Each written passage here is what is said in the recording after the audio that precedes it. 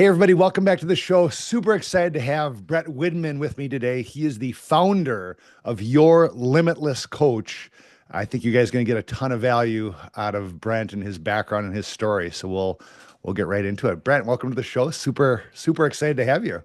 Yeah, I'm excited to be here. Thank you. I love it. Thanks for letting me come on. I appreciate Absolutely. Another Minnesota boy here. So that's it. always exciting for us.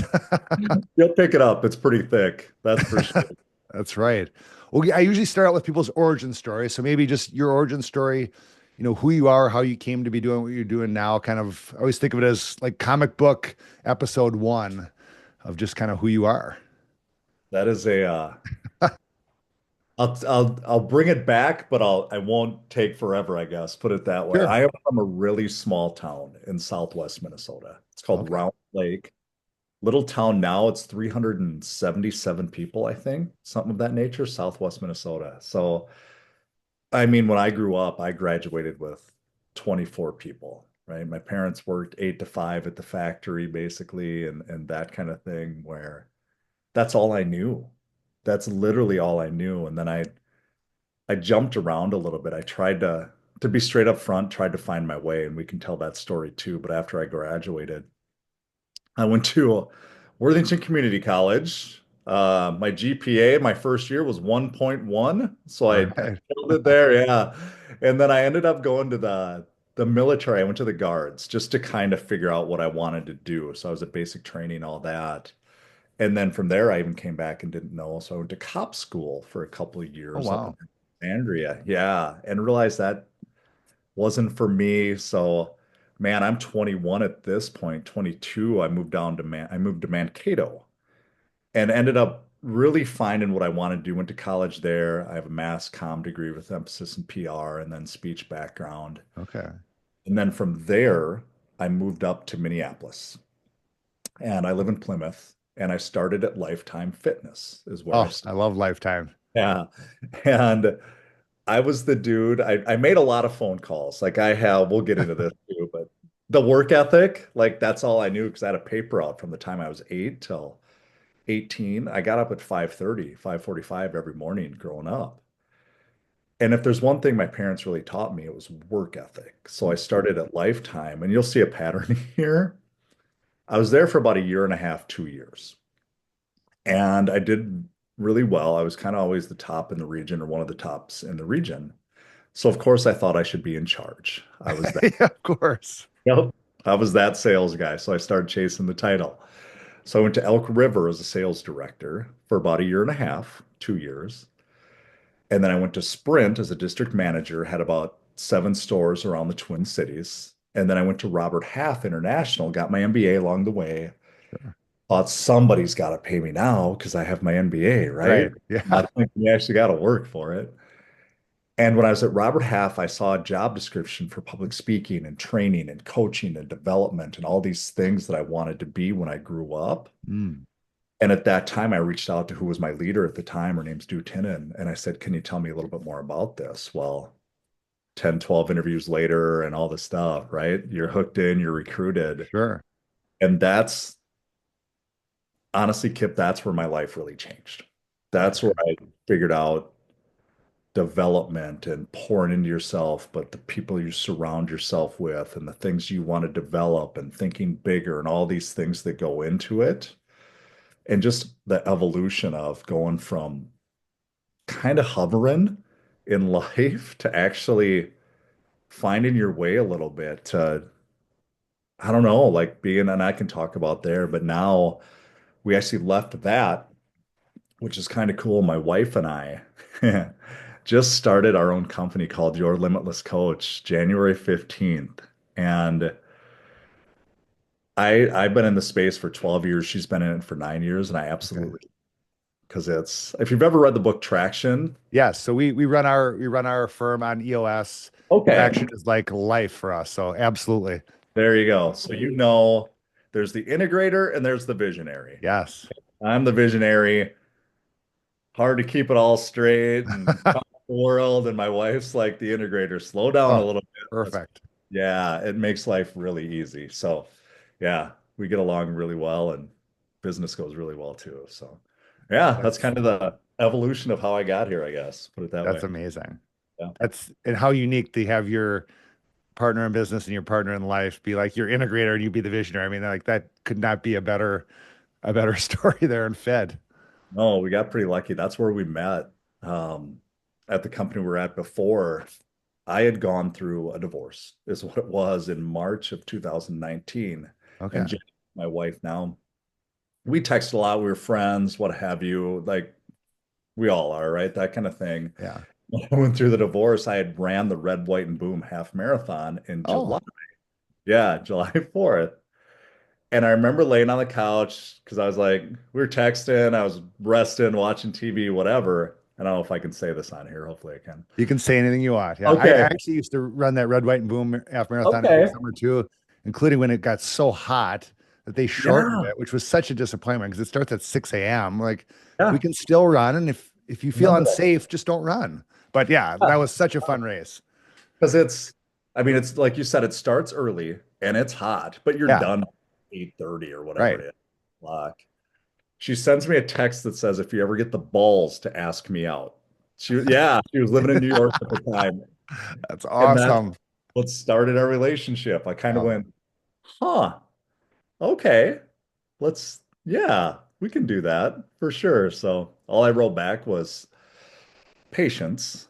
And if you know anything about my wife, she doesn't have a lot of patience, but kind of how it worked out. So That's yeah, amazing. yeah, That is funny. Sometimes you need the little nudge to get the ball rolling, but apparently it worked. it did. It worked out. Well, I wasn't like, I don't know if you've ever been there, but when you break up with somebody, really is all it is. You're kind of in that spot of Yeah. finding it and what do I want to do and just breathing a little bit. Yeah. And I'll tell you what, there's another thing there. She ooh, you're gonna make me cry on this one, man. Huh? Um, It's all right. we were sitting around at a an incentive trip one time. It was in Mexico, I believe is what it was. And we went around the room and they asked the question of say something nice about your spouse. Mm. And all I could think at the time was I didn't know what love was until I met Jenny. Ugh. Yeah. Mm. And that's because I've been not beat up, but yeah, just kind of gone through some rocky relationships and that kind of thing. And I Yeah. thought, this is just what life is all about. Maybe this is the way it is. And Uh-huh. it's crazy when you find somebody that you know when you know, and it changes everything. Like I never thought I could have that. Like she's literally my best friend. We do a Oh, lot together. So that's yeah, amazing. What a blessing. I know, like working out, running. I mean, life. I'll tell the story about her working out, but just business too. It makes life really easy, is what Yeah. it does. Yeah. And not everybody has that, right? I mean, it's like, why wouldn't you want that? But as you kind of look and reflect and talk to people, not everybody has that, which is so sad.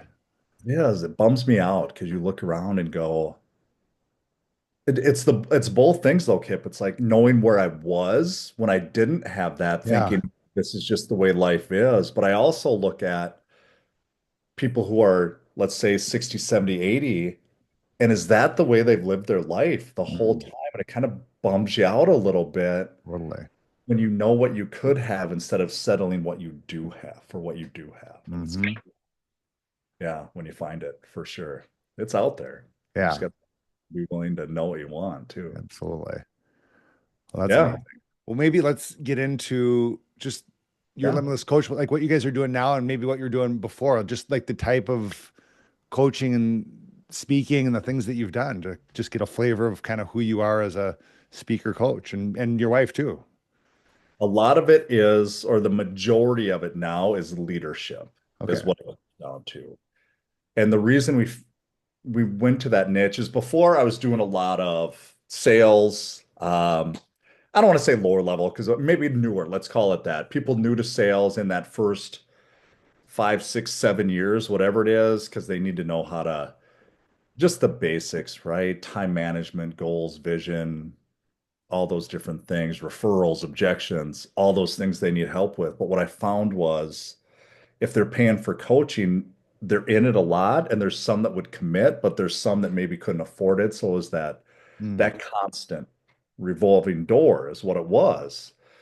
And the more books you read and the more people you get this, the more people you talk to and the more people you're in front of, you realize that leaders, just like you and I'm guessing, need as much help as that brand new salesperson. Yes, absolutely. Yeah, we just need it in a different way. And that's all it is, because you need help with everything then. Because when you get to a point, you can't really talk. Let's say you are at the top. Who do you Especially go? then. Yep. Who do you Mm. go to? And then you can't really go down because you can't put your frustrations out there, anything like that. Right. Even when you're mid-level, if you talk about things up, well, then you're worried about your boss saying, wondering if you're the Yeah. person and you don't want to complain. You know what I mean? Like there's Uh-huh. no, that is where when I look at coaching, I mean, the majority of it is accountability and tools, tips, techniques, skills, motivation, systems, all these things, EOS, all the stuff that goes with it. But sometimes it's just like I had a call yesterday. Dude's been divorced, great guy, and he's struggling with the 17, 18-year-old son, Okay. Huh. but he doesn't know how to be a father to him. Mm. Who do you go to when you own a company? There's, you know what I mean? Like there's nobody Right. to go to. So it's conversations like that as well, which is why I just love it, man. I don't know how else to say it because you get to help people do things they don't know that they're capable of. Uh-huh. I don't know how else to say that, but I'm just going to take the humble card out, I guess. And so going through a lot of crap and knowing that sometimes you have to go through crap to get to the good stuff. Right. The good stuff's there. You Yeah. just have to be willing to do it. Yeah. And that's what I love about it right there. Yeah. Yep. I spend a lot of time with Ed Milet and Ooh, coaching with him. And I mean, he always says you are best equipped to help the person that you used to be. And yeah. a powerful message. And it's so true. Yep. That's when people say find your niche or go after who you want to go after, whatever it Yeah. is. But right there, what Ed just said, you're almost going after or helping that person you were. Right. It's weird how it just gravitates to you, isn't Yeah. it? It's Yes. crazy. But those are the people. You Yep. know, and there's so much talk about people being authentic and things like that. But like if you lived it, you were that person and you grew out of that and figured it out with help, usually. You know it. And so you can speak into that person because you were that person. And in some ways you still are that person in the back of your head. And you just have so much more credibility and you really are authentic because you're not just But, it's not conjecture. You lived it. So you can have a powerful message that really resonates to those yeah, people. you're not just telling people, and that's the other answer to your question of what do you speak on, and Yeah. it is that. I want to show. I remember driving down the road one day, and I was thinking to myself, when we're little, or what have when I was little, I guess I don't want to generalize for everybody. I was always kind of taught that money was bad, or bad people had money, or whatever it is. Mhm. And I thought to myself when I first started in this business, I want to be the guy that can be a really good dude, but can be uber successful at the same time. Right. You just brought up Ed Milet. My picture of Ed Milet is the way he carries himself. He's a really good dude, Yes. who's really successful, Hmm. So it's out there and you can do that. You can have both sides of that. It's Yeah. pretty, yeah. No, absolutely. I always wonder, so as a coach, as like Yeah. a professional coach, how do you like how does the business work? How do like who's your target market for clients? I- And then how do you market yourself and pursue those people? Like how do you grow a coaching business or how does it work? Because I honestly really do want to know and know so many people are exposed to so many people in that business, but would love to get your insight on like how do you start and grow a coaching business? When I first started into it, the thing we did more often than not was run workshops. Okay. That's what, well, I would call a Northwestern Mutual, I'd talk to the managing director. Uh, I would, you do the whole sales technique, right? There's a script for it. So we're still to this day, practitioners first, coaches second. Uh-huh. I can't ask somebody to do something I'm not. I Yeah. can't. So I'm still making phone calls. I'm still going to events. I'll get into all that, but that's where it started. And then there's one-on-one conversation. So those were the two business development ways when I first started into this. So what happened was is I would do, let's say in a given year, you're doing 4 to 8 workshops a month. So you get really, really good at speaking. You get really good Yes. on the, yeah, you know what I mean? Because it's practice. If there's one thing I can tell people is just practice and keep doing it. And that's what it was for me. It's the way I always looked at it was just phone calls were practice. Getting in front of people were practice, having lunches and coffees and all these things. But that's how I built. My goal when I started was to talk to as many people as humanly possible. Mm. That's it. I didn't care if they said yes or no. I just wanted to build the network that people knew who Brent Widman was. That's it. Like that was the goal. And from there, things came with it because you met a lot of good people. And some Sure. people buy from you, some people don't, but it's pretty cool to build that type of network. And so I'd go into there, and from there, would sign up for coaching is really what would happen. And sometimes I'd coach them, sometimes other people would within that company, but we'd match them up with who most closely fit their personality, really is what it came. Okay. So over time, we evolved into doing more leadership, and it wasn't a bad thing. I wanted different ways to develop. I wanted to write a book and do podcasts, and now I go to a lot of events. Like I joined it's called Coalition 9, but if you've ever heard of Oh, like, yeah. yeah, yeah, like if you ever heard of that, it's just a group of like-minded people, leaders helping each other out, things like Hmm. that. So, um, there's like the first Tuesday at um, the University of Minnesota. Like last time it was Corey Berry, I think her name is the best. Yes. Yeah, Yeah. Yeah. where you just meet people and you get out and talk to people. And that's how I built it. And then based off relationships from the past, but even doing a newsletter and lead magnets and generation and all these different things, I I just love the game. I don't know how else. Uh-huh. Yeah, like you can probably see it on my face, but I Yeah. have it's doing things like this, like meeting you. Uh-huh. You can just tell you're a good dude, and Thank you. you know, You like too. Absolutely. Yes. that's how I built it. Really is all it is. It's getting your name out there, having the abundance mentality that it's okay to Mhm. say yes, but also okay to hear no. Right. And you can still be friends if somebody tells you no. It's Right. okay. Yeah. Yeah. Yeah. No, That's that's really awesome. And how about your wife? Like, is she doing the same type of coaching and work that you are, or is it a little bit, she have a little different focus, or how does it work for the she two is of you? more pinpointed than I am. Okay. I go back to the kind of the visionary thing where I'm the guy that will I will talk to anybody, go anywhere, do anything. Now she has this is kind of funny. So I'll sit in the office and I'll call anybody and have all these ideas and want to do all this stuff and you can see it. Uh-huh. She's more the so I'm the shotgun. She's more the pinpointed approach where she goes really deep with relationships. Really Yes. deep. And that's why we're kind of really good at the yin and the yang, where the other thing that she has that's really good, and this was really hard for me and still to this day, is I'm not very good at closing. Uh-huh.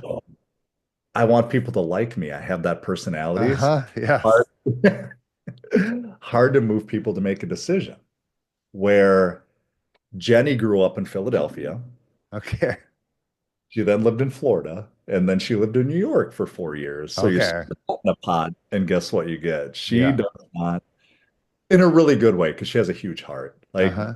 she's the person that if she's in an elevator, she will be your best friend by the time you reach the next floor. Yes.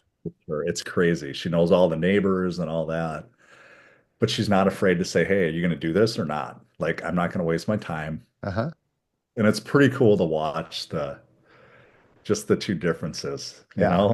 people's personalities. So That's a gift. And that's yeah, it is. as a generalization, Midwest people or Minnesota people, like they don't like to do that. Maybe some are very good at it, but you don't like to do it. It's not natural. But that East Coast thing, that is just like, all right, I'm not wasting my time. Let's just get to the point. It's fine if you say no, but just let me know so I can move on, or, or just we can just have a normal conversation and not worry about business. I just want to know. It's just a different vibe out Yeah, there. And I love yeah. in all my career and meeting people, I love East Coast people.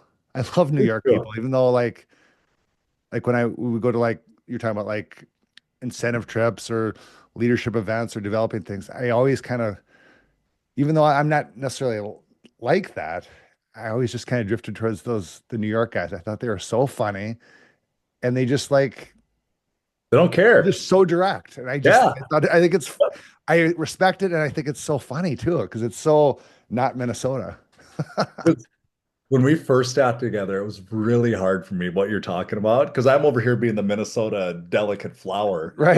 Right. Danny's over here like, well, just do it. What are you worried about? Yeah. That kind of thing. And it rubs off on you, like Yes. you're talking about. And it's cool to see. It really is just a different dynamic. So yeah. Awesome. So like who your prototypical client, is it like who is it the, owner of businesses or entrepreneurs or like who's your target market or your ideal, kind of client? I found a niche really in the financial space first Okay. and so your Morgans, Merrills, UB, like today I'm going to speak at UBS and Wyzetta, that Okay. kind of Awesome. um, but also now evolving more into like I have architects and Interesting. owners of construction companies. And again, it goes back to typically it's not just the one-off person trying to build a business. It's more, Okay. I'm a president, and I'm not talking CEO of, right? I'm not talking about Bezos, right? That kind of Yeah. thing. I'm about your maybe 5 to 20, if you will, that mid-market or lower mid-market that could be, I mean, you're all over the board, right? Really is what it is. There's construction companies, there's real estate, mortgage, financial services. There's, holy cow, I'm just trying to think of who I've Huh. worked with over the years. But even the Coalition 9 thing, when you have a development company and you have innovative office systems, the CIO in there, Yeah. those are the people of the world, which is why I like the Tuesday, you have a lot of CEOs in the room or leaders. They're the division directors or managing partners of a Northwestern, that type of thing, where you're running an organization of 10 to 300 people, maybe 400. I just love it, man. Like that's helping them with the things they really need help with that they probably have gotten away from over the years. Because a lot of times leaders become leaders. It goes back to what I was talking about. We chase the title Mm-hmm. or we get thrown into leadership because we're really good at what we do. Yet, a lot of times we don't spend the time with a coach or reading the books or watching the videos or on podcasts or all these different things. We just do Uh-huh. feel like, and that's where to get them to slow down a little bit. You get it. Yes. I mean, sometimes we got to slow down and having that every other, because it's an every other week call. It's Okay. Zoom or you can do it. Call. I'm kind of old school, so I do a phone call because it's easier to bust somebody's when you're not Yeah. staring them right in the face, that Yeah. kind of. Right. Right. Um, and sometimes you have to, like, what the hell are you thinking Yeah. at times? And people don't say that to them because they don't have people to say that to them, which is good because they built that. But, Right. and I mean, I hope you know this. I mean, all this in a really good way because Oh, it's for not, sure. yeah, Absolutely. yeah. And sometimes those people, those leaders, like you said, they have no one in their world that can kick them in the butt, and they need it and they want it, Want but they just it. have nobody to do it. So they need a coach or an outside person to say to question them because everyone else says yes. Yep. They yearn for it because Right. they've built something. And then they get to a point where it's, I just do. And Right. when something clicks in them, that's like, oh, that's what got me here. Like I have a coach, Uh-huh. just bust me at times and Yeah. walk through ideas and me to spew things out where he catches things that I'm talking about that I wouldn't have caught myself. Yeah, I don't care if it's one nugget that you implement when you get Yeah. off. Oh, ooh, that's what I needed right there. So, yeah, that's a lot of what it's about for Yeah. sure. And A players and like high performance people need someone to push them and push them beyond their limits and their comfort zone. And sometimes you're hardwired to do that for yourself, but there's something about, I mean, it's like working out at the gym. Like if you're doing bench press, you can push yourself, but at some point you need a spotter so you can go beyond what you can do so you can fail, but know you're safe. You are spot on with that analogy. Yeah. It's like a fitness trainer for your business, is what it is, because Yeah. you stop. Natural tendency is our brains and our minds want us to be safe. Right. So if I'm benching 225 and I do it 8 times, but I know I can do it 12, if I keep going, I'm probably going to stop at 9 or 10. I'm not going to do it 12. Uh-huh. Nobody around me pushing me or telling me I can do it or being in my corner. That is a really good analogy. Yeah. Oh, yeah. Yeah. Crazy. No. Do you spend much time, with your clients talking about, building culture in their organizations or core values? Is it about helping them lead others, or is it more just personal for themselves, or It's both? both. It's both. Like, take the Okay. guy we was talking about yesterday. We are talking about one of the guys that he brought in, and he's like, wow, gosh, he's not going as fast as I want him to. And I said to him, remember, he's not you. You have to Mm, lead the way he wants to be led, not the way you want to be led. Ask him what he wants. Ask him what he wants to be held accountable to, the things he wants to achieve and the things he wants to do. And now they're giving you permission to help them and hold them accountable. You're now the leader, not the micromanager anymore. You know what I mean? Like uh-huh. there's a time for management. There is. Like we manage things, we lead people is what it comes down to. Very good. Manage actions, if you will. But we lead people and being that when you build a culture, the culture of people want to be a part of it. They want to develop, they want to do more, they want to be in it, they want to, but you got to challenge them too at the same time in a good way, if you will. Yeah. So that's yeah, there's leadership management, one-on-ones. I mean, you name it, man. It's kind of all over the board, but That's awesome. yeah, it's custom to them, is what it is. How Yeah. about any I don't know, in your work, any future trends or opportunities that you see coming down the pike that you're most like excited about and fired up about? And then if so, how you position yourself to, benefit from those? I think we talked about this a little bit, but you see the economy and you hear all this stuff and all these different things. And I don't know anybody else's belief, but I'm a true believer that people that are top people, they don't worry about that kind of stuff. Hmm. Like if the economy, if we go into recession or whatever, maybe I'm in a bubble, but I don't care. I care for people. Don't Right. get, I shouldn't have said that. You know what I I mean? know what Like you I mean. care Yes. about them, but it's not going to affect me one way or another. I'm going to go Hmm. do. I think that's part of the trend that I see with leaders is they are more often than not, when I say laser focused, they're focused on what they need to do and the outside noise, they try to block that out as much as possible. Yes. That's where I think that superpower lies. I really do. So, yeah, that's the best way I can answer that question right there Yeah. is they go get it. Yeah. Doesn't No, you're spot on. I always tell our team, like, I just think back to like COVID and the government lockdown stuff, and just that, like, it doesn't matter what the economy is doing. Like, we are here at Kip Search and in my firm, we are creating our own economy.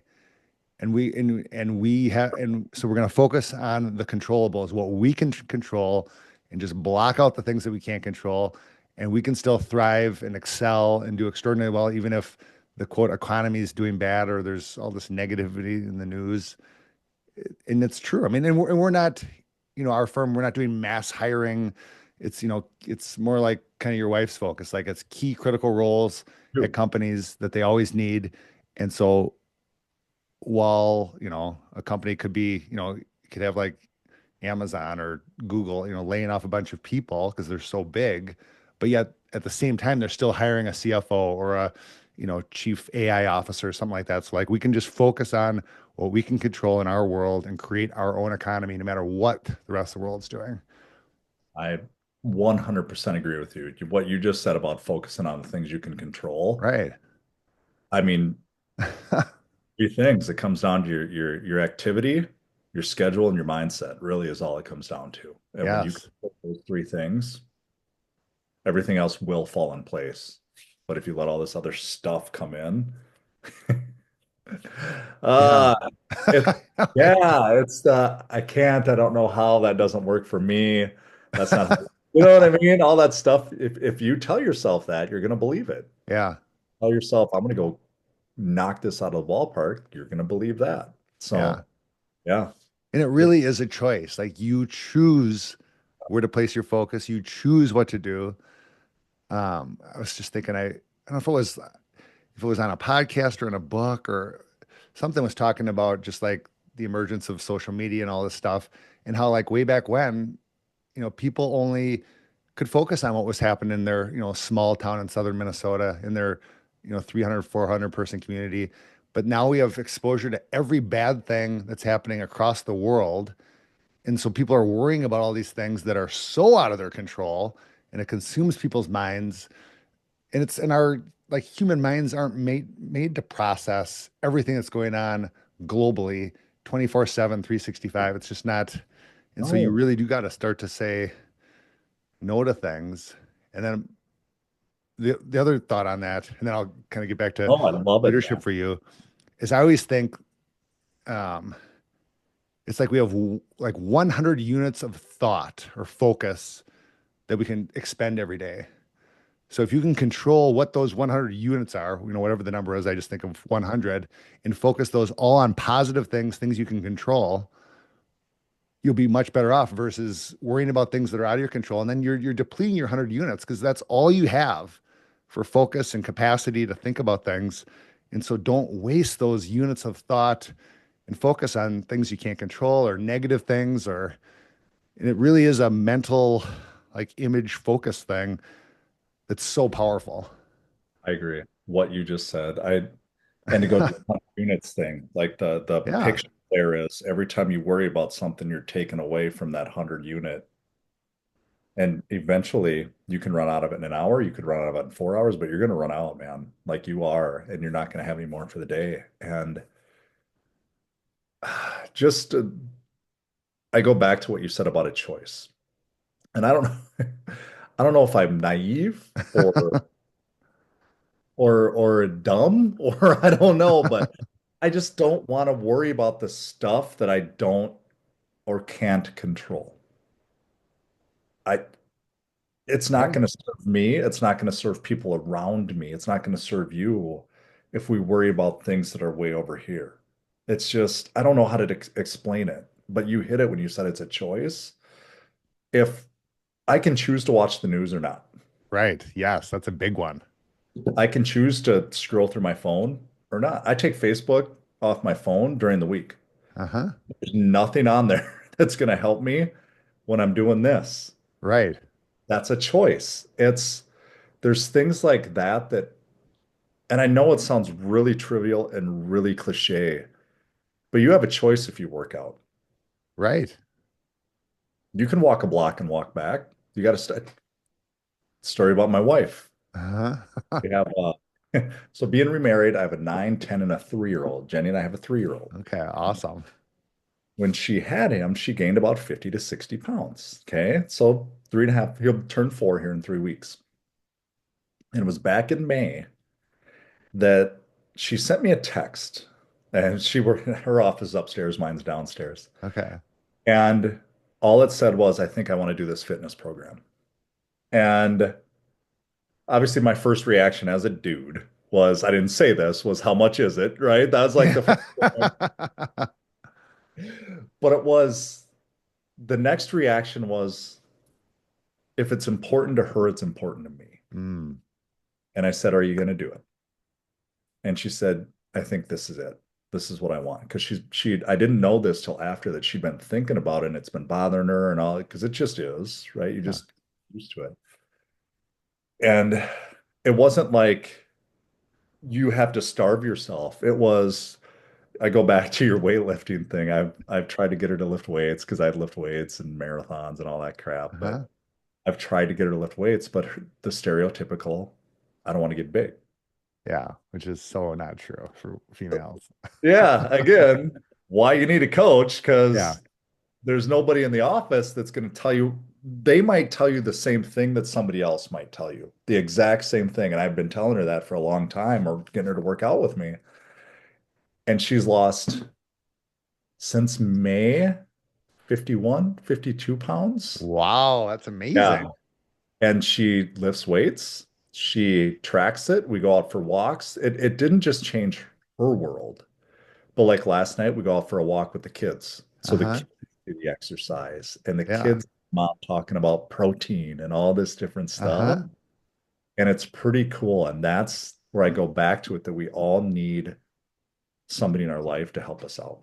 We just do. And it was a choice. She made a choice in that moment that I need to do this. And for me, money's going to come and go, but Uh-huh. her happiness and her life and the way she wants to be, that's a forever thing. Mm-hmm. So, yeah. And I feel like that's where the choice comes into play. You have the ability to do that if you Yeah. so.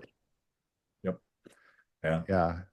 And it's amazing how just like in leadership, like if the person, if your spouse chooses it or your kid chooses it or someone that Mhm. works for you chooses it, it's way more powerful. Like, because they chose it to like stick to it versus if you like impose it on someone or shove it down someone's throat. Like if they're choosing or you're choosing for yourself, it's nothing can stop you. I mean, you've made the decision and you're in control, and it's just such a better way to lead.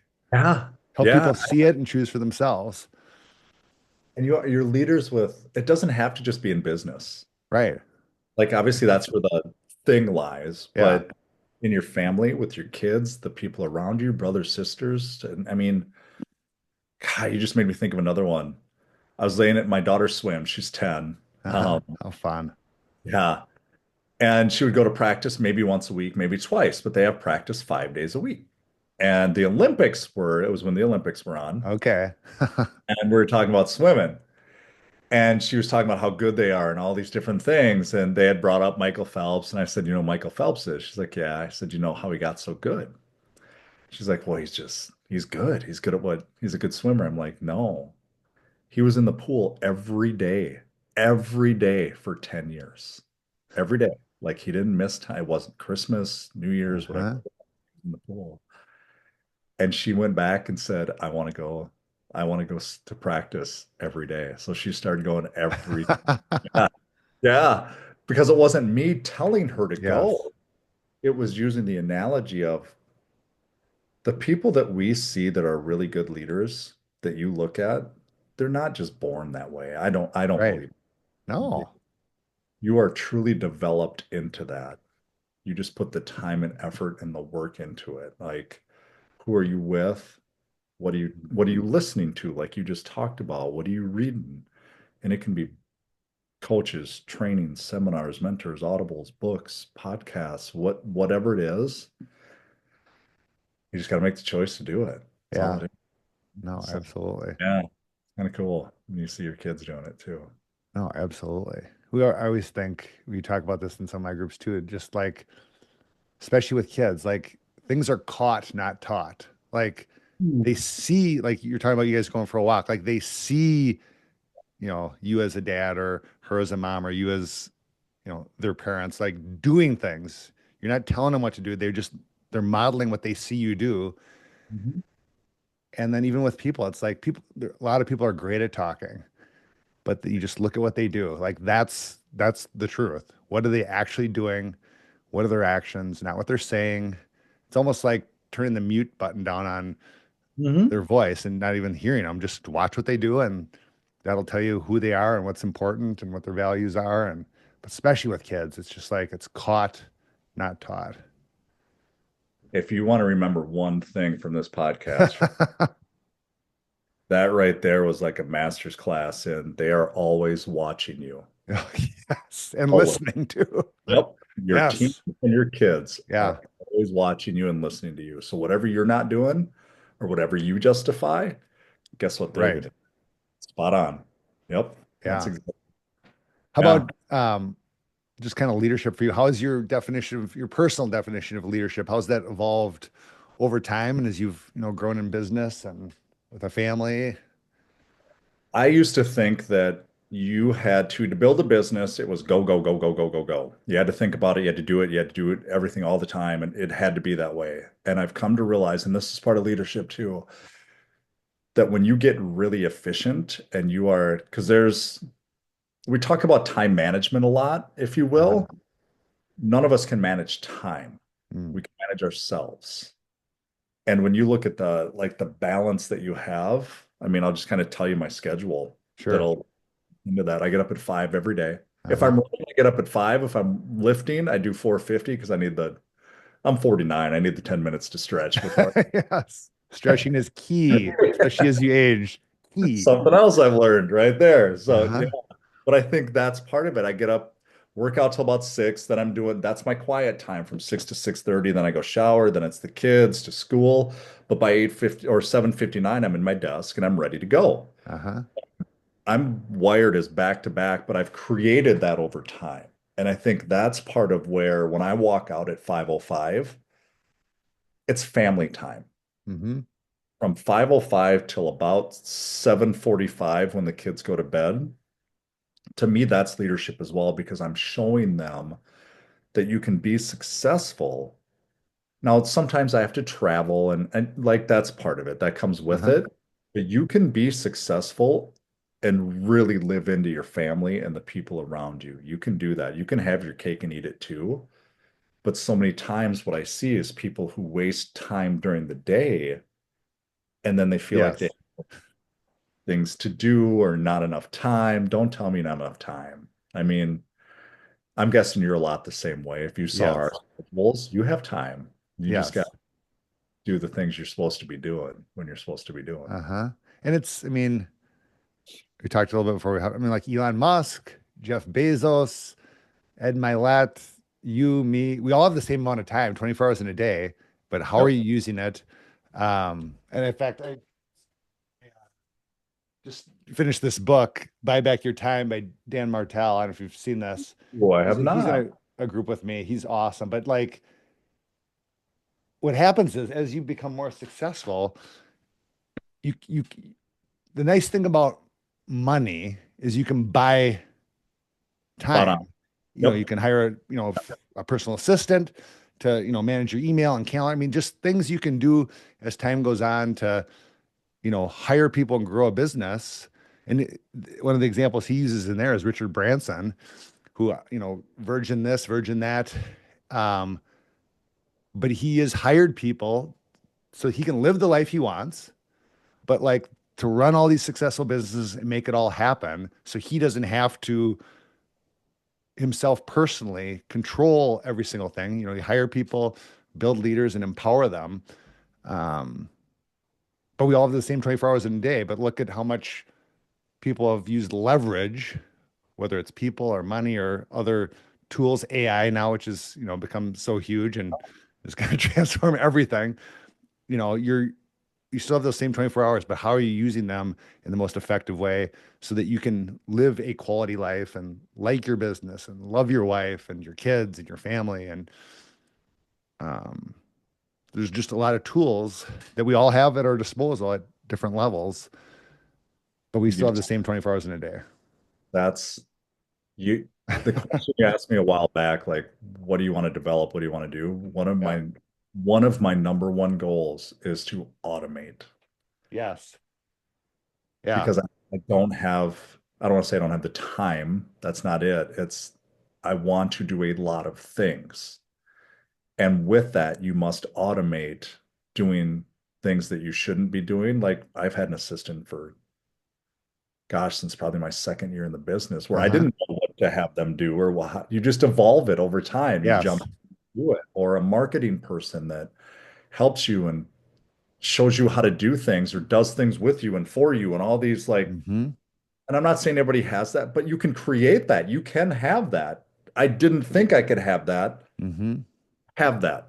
I don't know how else to say that, but that's a choice that you make over Right. time. It may not happen overnight, But that's automation. It's building revenue streams and all these different things that you can do that. And once you start doing that, it's not going to be perfect. And I think that's where a lot of people wait as well, that they want to have this or this, and it's got to be right. Like you just said, if you use I don't care if you do something as simple as create a marketing piece on Canva or AI and have Uh-huh. it fire something out. You know what I mean? Like start Yeah. some, but so many people start and stop and start and stop and Right. start. And it'd be like going to the gym. If I go for a week and then I take 2 weeks off, I'm Yeah. starting all over again. Right. As- And that's where people don't want to do it. Push through, right? Yeah. So yeah, automate. Yeah. And it's interesting because like again in our business, so we're, a high level, super high touch, white glove executive, C-level executive recruiting firm. So we want to leverage technology and use AI, and other technologies so that we're always on the cutting edge and delivering the Yep. most value. But yet we still want to maintain that human connection and human high touch. So that's like a balance that we're constantly working through. How do we, we're not commoditized, we're not doing low level, just cranking out, automating everything, but how do we leverage technology, but yet still have that human touch and human connection? And I think as AI becomes more and more prevalent in everything, that's going to be the thing that people are craving, like the humanness of things, Mhm. not just some AI message coming at you or AI this or an AI telephone call, like that human connection. So, I mean, that's something that we not struggle with, but are very cognizant of and trying to build into our business. And I think a lot of successful businesses will probably have the same I agree. thing to focus on. How do you do both? My wife and I were just talking about that last night. Like yeah, because I use ChatGPT and that kind of thing for It's stuff. incredible. It's Yeah, absolutely incredible. magical tool. People ask me questions, and it's like just ask ChatGPT. Just see what you Yep, get there and use that as to help you think through it. But like it will you're gonna save you so much time. yes. You know the answers to the thing that you're asking. This just helps you put it in a way that'll work. I guess I don't know how else Hmm. to explain that. It makes it easier for you, if you will. Instead of an hour, it takes 5 minutes. I mean, Yeah. It's yep, true. it is. It's things like that and it's not hard. We don't have to be scared of it, but I do think there's always going to be that because we're human, there's going to be that human touch. They're just Hmm. like take a financial advisor. I can go on Robinhood or whatever else and stock whatever, but I need that person to help me and guide me and show me. And you know what I mean? Like you need that. Yes. We're humans. We're always going to need that. We just Yeah. are. I'm with you on that for sure. And if nothing else, people like to talk to their financial advisor. Just talk to them. Yeah. Yep. Teach me things. You I know? like Yeah. recruiter. Huh. Yeah. You kind of answered this question earlier on, like super quick, but just looking back, any particular decision or action you would say that you took that's been most pivotal in your success so far? I think it was learning. I don't want to say learning from mistakes because I like to give tangible, not like cliche things, Hmm. but I I've been through divorce, right? Hmm. I had to learn that's a lot on me as much as it is on them. So what do I need to change? Hmm. Like Jenny, my wife, loves PDA. Guess what I don't love? But if I just say that's who I am, where's Yeah, that going to get us? right. That's something I learned, That's a good right? one. Just little stuff like that. I think reading up until about 13 years ago, when I started in this industry, I hadn't read a book since of Mice and Men since I was like Oh, 16, I think. uh-huh. Yeah, in high school.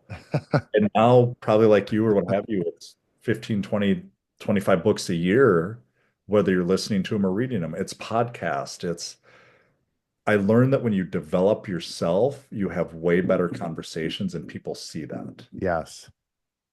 I've also learned the act of activity. We know this, activity breeds results. It Yes. just It may not always come in the form you want it or think it or see it, but it does when you put the work in. And some days, just like working out, some days it's going to be really Hmm. hard, and you're not going to lift the weight you want to, or people aren't going to say yes and all, but it will come to fruition. And I think those are the things that you learn over time when you look at where you used to be and where you are now, what has gotten you to that place, and how do you do more of that? Really, Hmm. I think that's the biggest thing that I've learned over time, basically, is the things that happened. Why did it happen, and how do you change it, and what do you learn from it? Yeah. Basically. Yeah. No, Yeah. that's very good. And it's the compounding of all those decisions and getting about listening and reading more and more and lifting more and more and working out more and more. And you talked about taking 2 weeks off and then you're starting all over again. But at some point, if you've been lifting weights for years and years and years, you can go on vacation for 2 weeks and come back and you are just as strong as you were before and you don't look any different. I had one stretch where I got super into triathlon, like before all the lockdowns and stuff, and I was doing, I don't know, mini triathlons in the summer and marathons and halves. And I totally stopped lifting. All I did was swim, bike, and run. I think it was almost for 2 years. And I mean, I leaned out more, but I really didn't lose strength or muscle. And people still thought I was lifting every day. And I hadn't lifted for like 2 years and then got back into it and really kind of cranked up the lifting. But it's like you talk about muscle memory, but just like, I think my dad started me lifting weights in sixth grade. And like all those years of lifting, like it stays. And it's like, Yeah. it's almost unfair, but it's like, it's because you've done it for so long, you can take a break and come back. Whereas if you're just starting out, you're climbing that mountain, or trying to get to that tipping point, Malcolm Gladwell. And once you get there, it's just so much easier. That's the first month, maybe 2 weeks, 3 weeks is gonna suck if you don't work out. Right. And it is what it is. You're gonna be sore, you're gonna be tired, it's gonna hurt. But here's the thing, that time is gonna tick whether we like it or not. Right. Be sore and tired and do the stuff that's gonna help you get over that tipping point, or you cannot. That's up to you. That is a choice. And Uh-huh. that's the way what you just said is the way I look at it, that I can sit in my desk and do nothing for the next hour, or I can talk to people, make some phone calls, do whatever, go to an event, blah, blah, blah, because that time's going to tick whether I like it or not. You Right. might as well do stuff that's going to help you find your definition of success instead of, Uh-huh. yeah, yeah, Yeah. that's, yeah, little stuff adds to Yeah. big, it really does. How about kind of looking at advice for either you younger aspiring entrepreneurs or people or business people that are, in corporate America and, looking to launch their own thing, or someone that hasn't worked with a coach before and is thinking about hiring their first coach? What advice or things would you suggest those people think about? I'll talk about advice first. Okay. If you are working somewhere or you're doing something or you're younger to it, when you think of the thing that you want to do, I just had dinner with my son the other day. He's 19, and he wanted to do digital marketing. That's what he wants to do. And Okay. I said, what is digital marketing? He goes, I don't know. It just sounds cool. I'm like, okay, we'll start there, right? And I said, go home tonight and 20 minutes, go on ChatGPT and go on Google and say, what is digital marketing? It's all you have to do. That's the process of starting. Because he could have said this, but he would never start. So all I told him was start with 20 minutes. That's the same advice I would give somebody. You don't have to do it all today. You're not going to walk out of your house and run a marathon tomorrow. You're not going to lift X amount. You're not going to make $1 million or 10 million or whatever tomorrow. But as you do the things, that's the best advice I would tell you is even if you're at a company now, I know we hear a lot about 8 to 5, 5 to midnight. Like you don't have to do that. You Uh-huh. can 6 to 7, 6 to 6:30, and at least you're starting something. And then start asking people how to do things. Yes. Very good. one of the most powerful things I did was I started reaching out to people and I'll ask them, how do you do that? How'd you start? What did you implement? What are some of the tools you use? All those things that happens over time. So then start reaching out to people and watch what happens. People want to help you. They just do. It's Uh-huh. weird, but they've you and I have been in the same spot. We had an idea and thought, oh, I got to do something. So we want to help each other out, you know? And then from there, if I'm, I mean, that's probably the biggest thing. From there, you keep going. Don't stop. You're going to have days you don't feel like it. Go for a walk, right? You're going to have Uh-huh. days you don't want to do something. Take a little time. It's okay and come back to it. But that's what I would say right there is just continue to go, start and continue and watch what happens a year from now or 2 years from now. You're going to be way further than you are today. Yeah. So, No, that's very good. That's yeah. very, very good. Um, how about, I don't know, legacy? Maybe you aren't thinking about this yet, but any thoughts on how you're, working to build a lasting legacy through your work or, through your life? Have you thought, I mean, again, you're approaching 40, so you're not there yet, but have you thought 50. about legacy? 50. Oh, you're approaching 50? Oh my gosh. Oh my gosh. I thought you were 39.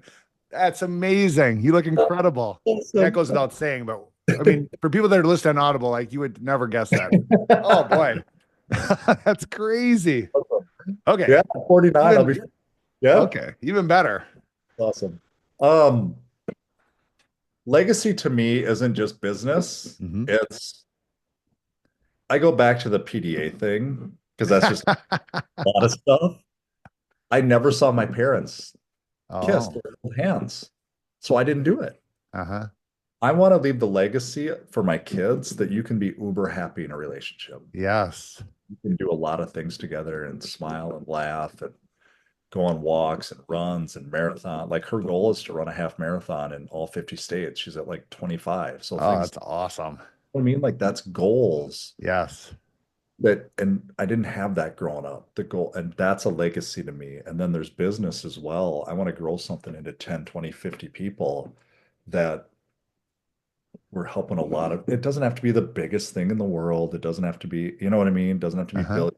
Just the fact that it's helping a lot of people out because when you help Brent or Kip, there's this trickle effect that goes out to people that you don't even know that you touched by all that. Like somebody's going to listen to this and they're going to talk about something you said and tell somebody, and that person's going to implement it that then helps somebody else out that they might implement something.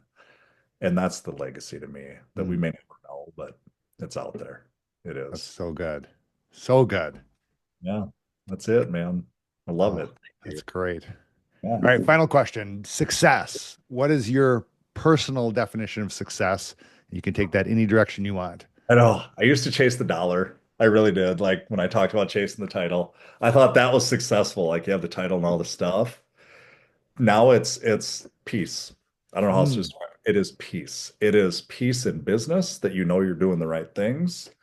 And I shouldn't say you know you're doing the right things. You're on a daily basis, you're doing the things that'll lead to the things. Put it that way. Peace in relationships that I text, call, email. Like when I think of somebody, I tell them that I miss them or I hope uh-huh. you're doing great. You know what I mean? To Yes. me, that's success. Money, like it goes back to money, buys experiences to me. I don't really call it a vacation, but I like to do things with the kids, whether it's Atlantis in the Bahamas Uh-huh. or travel with my wife and not have to worry about can I go or can't I? I just want to be able to go. You know what I Hmm. mean? Like Hmm. we're not doing it. I don't mean we're doing it all the time. You know what I'm saying here. Sure, sure. Those are my definitions of success that in every facet of your life, whether it's family, exercise, how you feel, how you look, how you act, the way you treat people, the way you let people know, that is my definition of success, is what that is. That you can walk out every day and you can just, life's pretty good. You know? That's incredible. Yeah. Yeah. I don't know if that That's helped. very good. Well, good. Well, Yeah, this has been absolutely fantastic. Yeah, so thank you so much. And we'll sure. share in the notes, your contact info, your Yeah. socials, how people can get in touch with you and learn about your limitless coach. This has been a limitless conversation, like growing our We could do minds. this for a long time. Yeah, we could Oh, do so much fun. Yeah, we could go on for another couple hours. it. This is amazing. But I really appreciate this. It's thank you for sharing your story and it's been an absolute pleasure chatting with you, Brent. Thank you. Thank you. You too. You're a good dude. I love it. Thanks, Thank man. you. Yeah, appreciate it.